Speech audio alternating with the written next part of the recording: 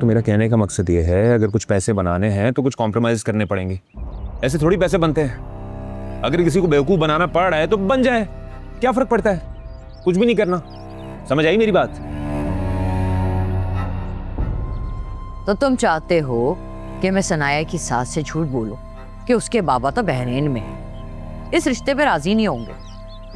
मगर क्यों? अरे खाला, आप आम खाए ना यार, रोटियां क्यों गिनती हैं आप? हलीम साहब जाग गए ना, तो एक एक घुटली और एक एक आम का हिसाब लेंगे कि उनकी लाडली बेटे को इस तरह से चुपते चुपाते क्यों रुखसत कर दिया। खाला माजरत के साथ, जब भी कोई बंदा कोमा में जाता है ना, तो इतनी आसानी से वापस नहीं आता, सीधा ऊपर का टिकट कटवा देता है। फुरकान, कितना कमबख्त है तू। मुझे बेवा देखना चाहता है तू? अरे क्या बातें कर रही हैं आप? बेवा हूं आपकी दुश्मन? मैं तो आपके फायदे की बात कर रहा हूं। खाला, मैं सिर्फ ये कह रहा हूं आपसे कि अगर हमने मैमूना कमाल का रिश्तेदार बनना है तो उनके लेवल पे तो आना पड़ेगा ना, बस।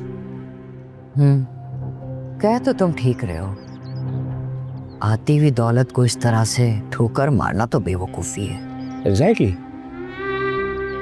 अब जो मैंने आपको समझाया है ना, उसको आप रट लें, गलती ना कीजिएगा प्लीज। ओके? लेकिन अलीम साहब को पता चल गया, मेरा मतलब है उनके रिश्तेदार भी तो है ना।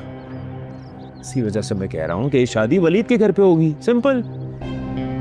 और सनाया इस शादी पे राजी हो जाएगी? सनाया को छोड़ें, मैं समझा लूंगा उसे, आप परेशान मत।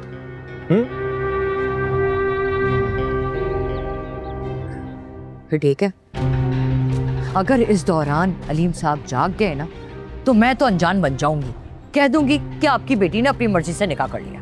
तो खाला, आपकी सुई हमेशा जाके अलीम साहब पे फंस जाती है। रिलैक्स करें आप, जो मैंने समझाया वो याद करें।